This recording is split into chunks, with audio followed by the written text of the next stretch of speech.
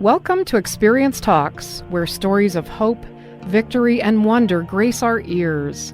I'm Dr. Connie Corley, a member of the Experience Talks team for over a decade.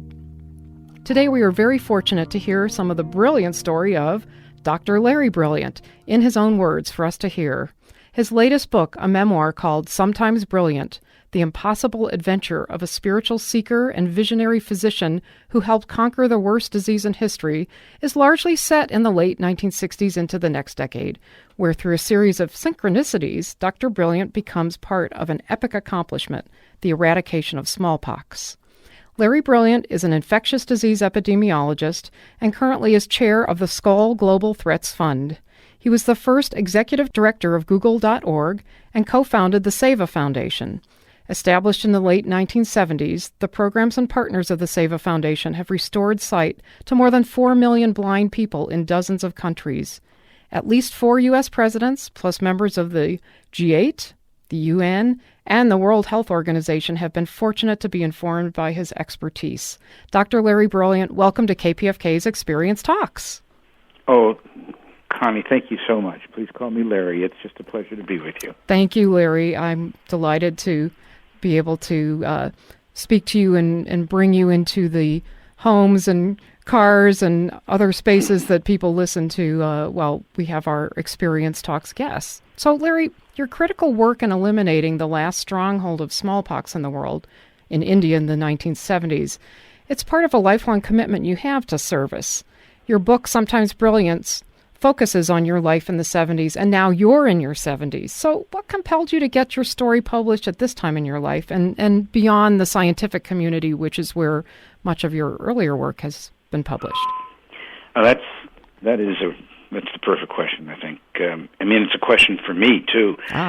I started writing this book 40 years ago, right after smallpox was eradicated, right after I saw the last case of killer smallpox. A friend of mine, Dan Goleman, who's probably known to some of your listeners as the fellow who conceived the idea of emotional intelligence. Yes. Danny was living in this ashram with us in the mountains, the Himalayas, and when we came back from India, he urged me to write the story up in a book.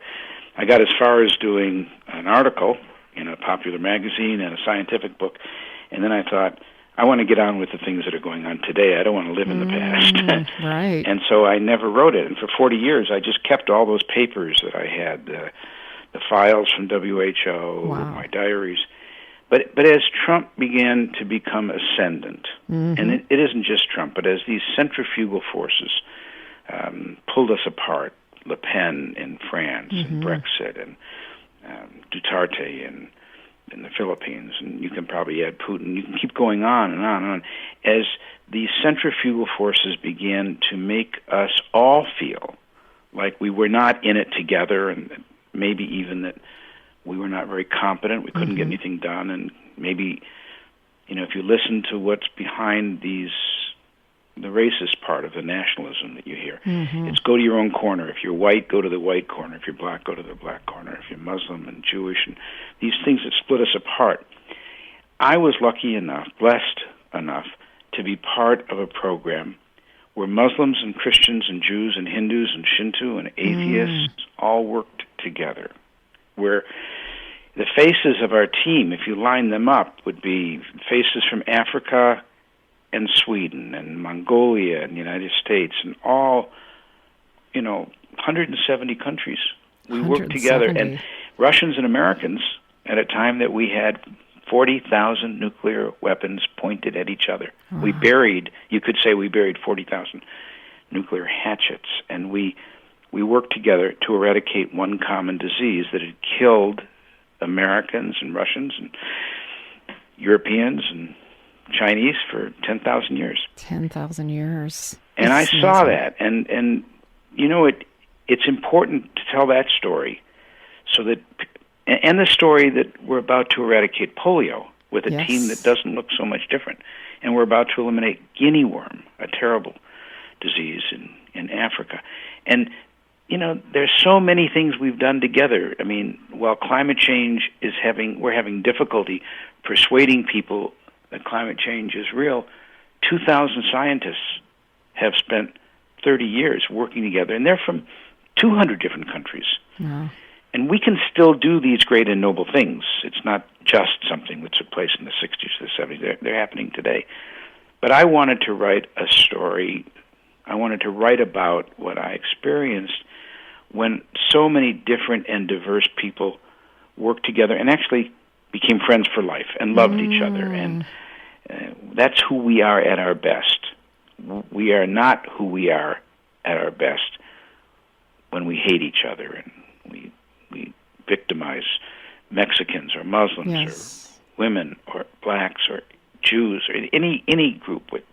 That's not who we are at our best. We're at our best when we see the whole purpose of who we are as humans in these noble things that we can do only when we are united. Indeed, and not only united, but working as a team, and to work as a team, especially to solve problems, which is a lot of your book is like an adventure story, telling us what happened in terms of trying to come up with strategies for isolating people who had smallpox and what it takes to talk to people about a vaccination, which is a very abstract concept if that's not part of your cultural and community upbringing. So if they say, it takes a village, in this case, it takes a team, can you talk a little bit about what it was like? Here you are in the 1970s with a beard and long hair, from the hippie ashram, and then suddenly you're finally called into service to do what your guru had told you would do as Dr. America and help cure smallpox. So how does that happen that you can come into a country where at that time really many fewer Americans were there than I would imagine are visiting now? Well, it didn't take just a village. In India alone, it took 125,000 villages, and we visited every house in every village looking to find cases of smallpox that were hidden, and they were hidden because nobody wanted to be vaccinated, and people didn't want to be vaccinated because they were mostly Hindus, and to make the vaccine, you had to kill cows. That's how the vaccine was made in those days, on the belly of cows.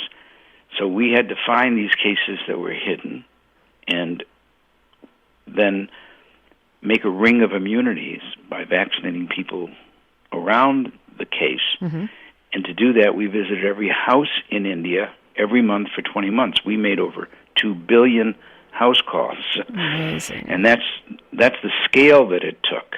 That's why we had 150,000 people working in the program.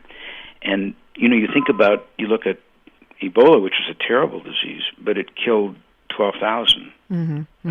Just in the 2 years that I was most actively involved, there were more than 250,000 children who died in India from smallpox.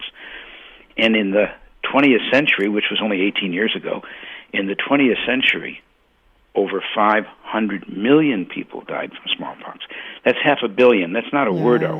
That's an inconceivable number to any of us. More people died in the 20th century from smallpox than all the wars, all the genocides put together. Not to diminish any of those. But it's incredible. It's a huge number. That's how bad this disease was. And we eradicated it. It doesn't exist anymore. Your children do not have to get vaccinated. Right. They don't have to have those yellow cards. We don't need to worry that smallpox will again take the children of other mothers and fathers. Yes. And that is a dividend that comes from people working together and sharing each other's lives for as long as we did. Yes. Speaking of some of the attitudes and perceptions that people have about each other, but also about science and the nature of what is a fact and what is not a fact, and how do you put together evidence to impact and improve people's lives. So do you feel that another part of your story, which you alluded to back in the book from or maybe an interview that I listened to in the earlier decades, like at a time now when people are even questioning the value of science or funding of science, do you feel like your work can contribute to demonstrating how important it is to have this kind of commitment to make something like this happen? Well, I think the life that we live is, the health that we have, the longevity that we have, the fact that our children don't die in early infancy. These are all the gifts of science. I visited many places when I lived in India for 10 years, in Bangladesh and Pakistan, Nepal. I visited many places where half of the children died before the age of 5, or a quarter died before the age of 1. These are unthinkable to think that as a parent that's what your life would be like, that half of your children would die. In fact, as a corollary, that's why the birth rate was so high. Yes. Because parents were looking at a world in which half of their kids were going to die before the age of 5, and they were, unconsciously or consciously having more children. That's why the birth rate has dropped so quickly. That's why most countries are below replenishment rate today.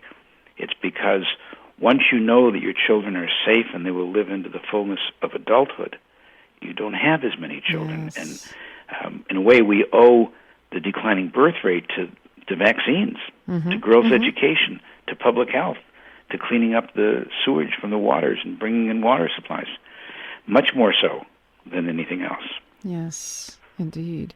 I just want to remind our listeners that we're talking to Dr. Larry Brilliant, author of Sometimes Brilliant.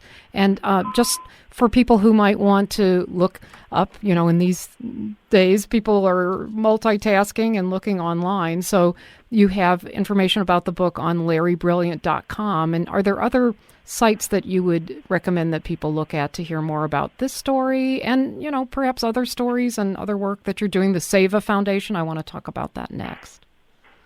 Well, SEVA is wonderful.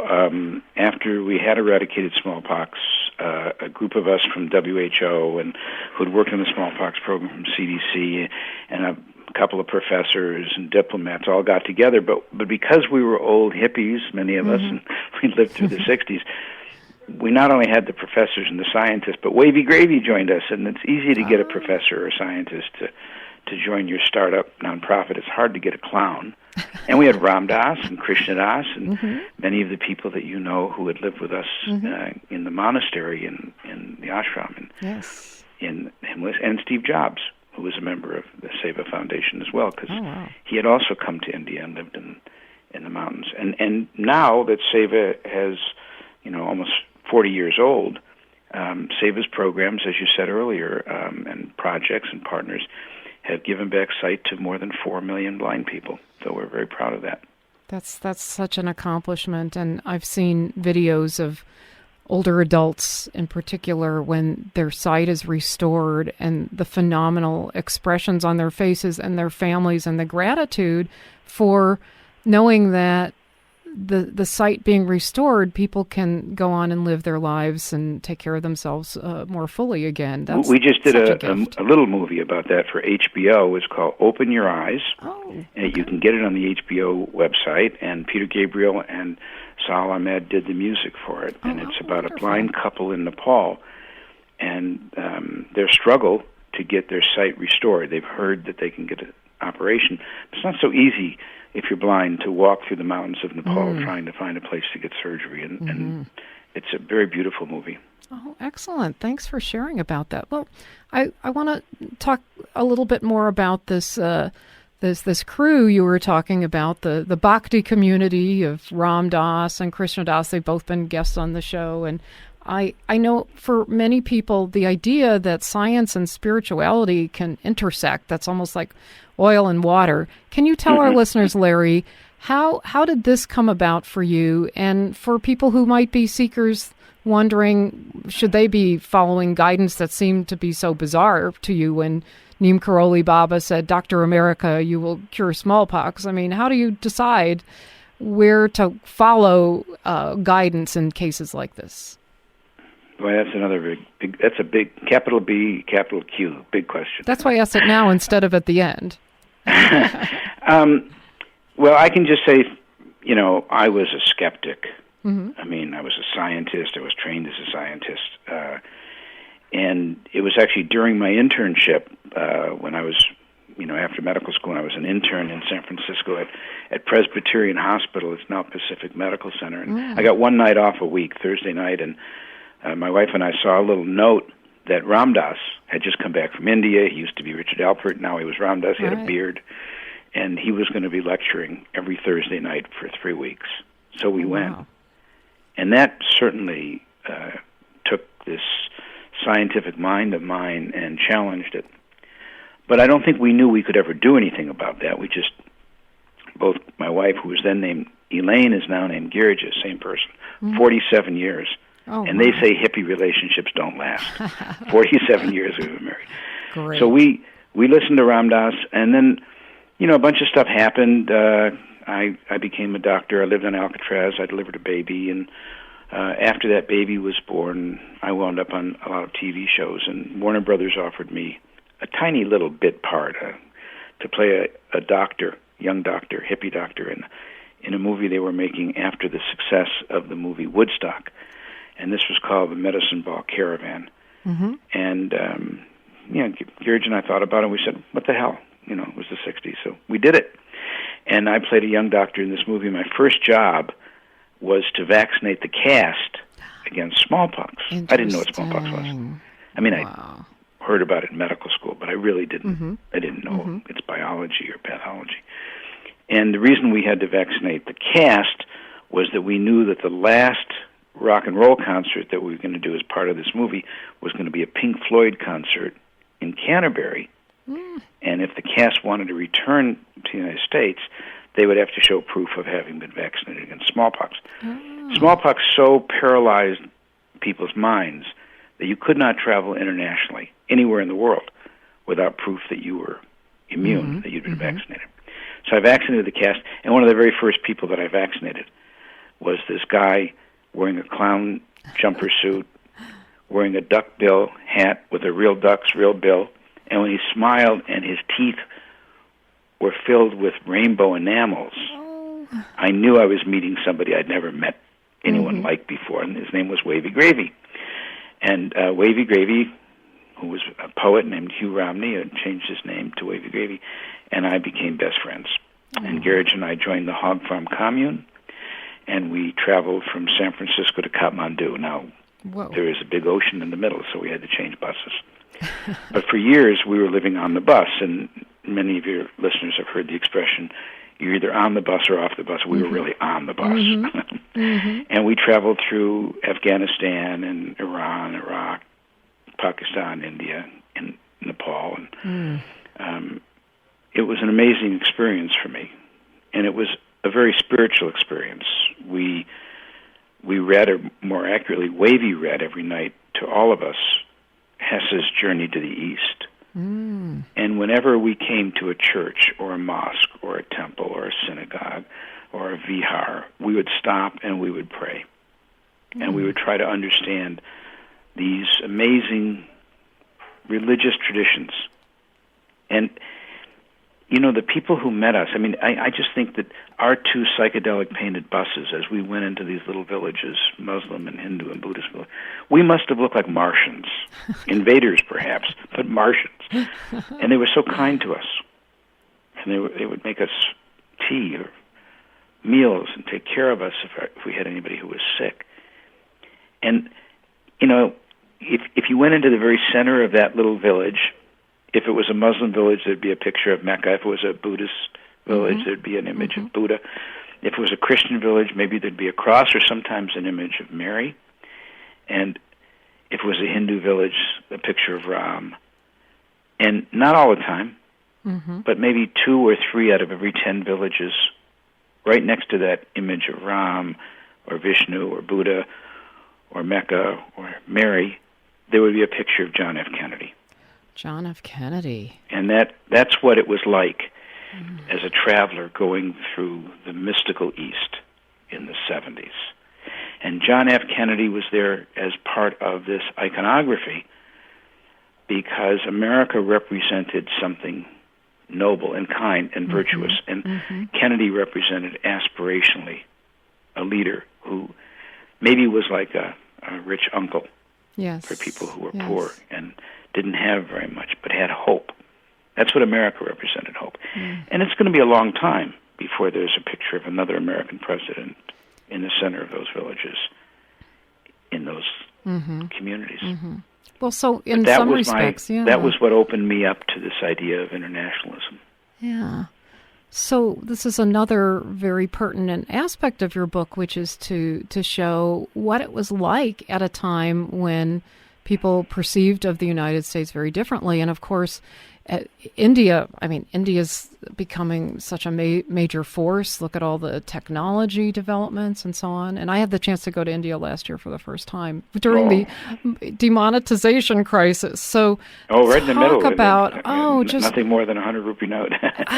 It was amazing to think about what something so powerful as money can do and how it just changes the economies and the livelihoods and lifestyles of people who largely live in a cash economy. So many forces are changing in the world. So it's great. I really recommend your book to our listeners, Sometimes Brilliant by Larry Brilliant. And I want to remind everybody they can find the book online, all the usual places. And if you go to larrybrilliant.com, you'll get more information and links to some of Larry's interviews as well as a TED Talk. That was a great opportunity for me, especially to get some of the scientific background. And of course, it was before you had completed the book, but had all your notes and charts and things along those lines. So can you share a story? We only have a few minutes left, but maybe I remember reading about how you felt like this time in your life was one of the most creative and inspirational times.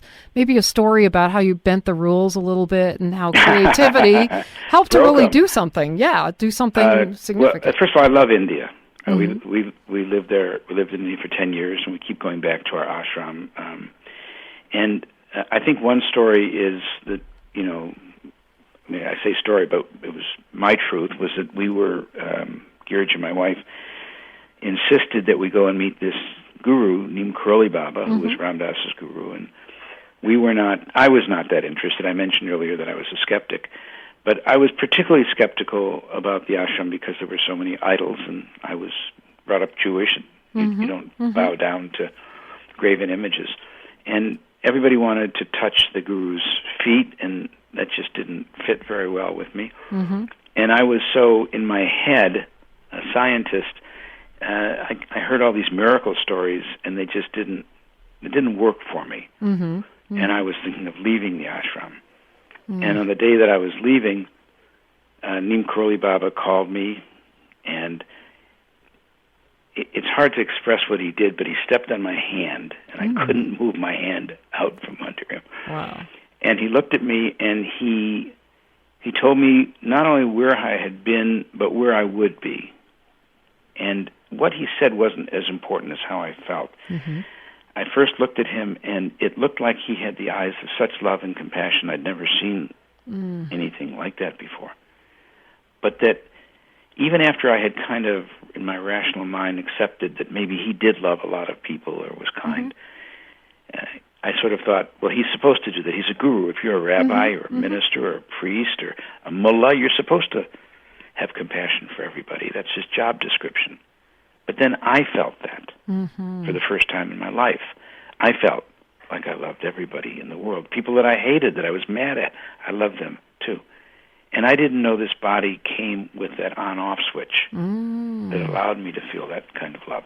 And that's what I chased after for the rest of my life. And I still chase after that feeling, not of accomplishing things or names or anything like that, but that feeling of love that comes sometimes, those little shots of dopamine. Sometimes I get them when people read the book. I get an email with little packets of dopamine. It feels like they're not real packets, but that feeling that you get when you love.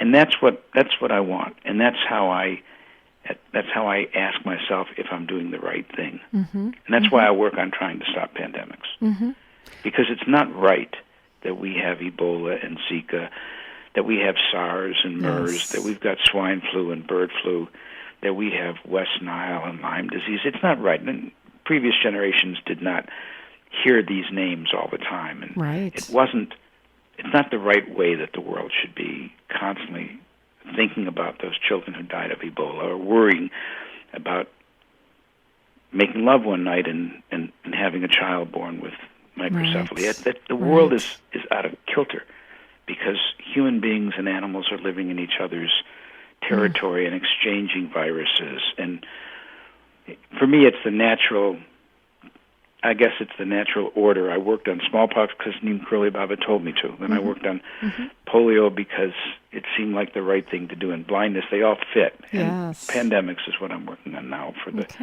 much the same reason. I don't want to see a world where parents worry about their children dying of these terrible diseases. Well, I'm so delighted that you could share with our listeners. Dr. Larry Brilliant, author of Sometimes Brilliant, thank you so much for being our guest today on Experience Talks. And as we end our time today, we'd also like to thank our production staff, our web diva, Cynthia Friedlob, and our listeners, especially our members who support the programming, which includes voices and perspectives you will hear nowhere else. Please like us on Facebook, tweet at ET Radio Show, and go forth confidently in the direction of your dreams. We're listening to Jai Uttal from Roots Rock Rama, and he'll be at Shakti Fest in Joshua Tree, Mother's Day weekend. See you there.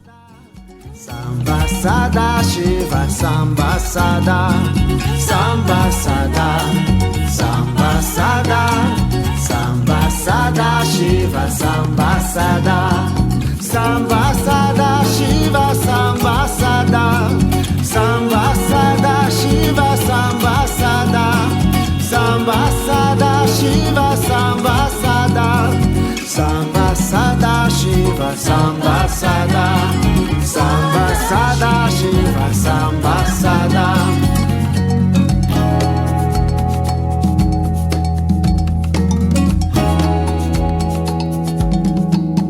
Samba Sada, Samba Sada, Samba Sada Shiva, Samba Sada.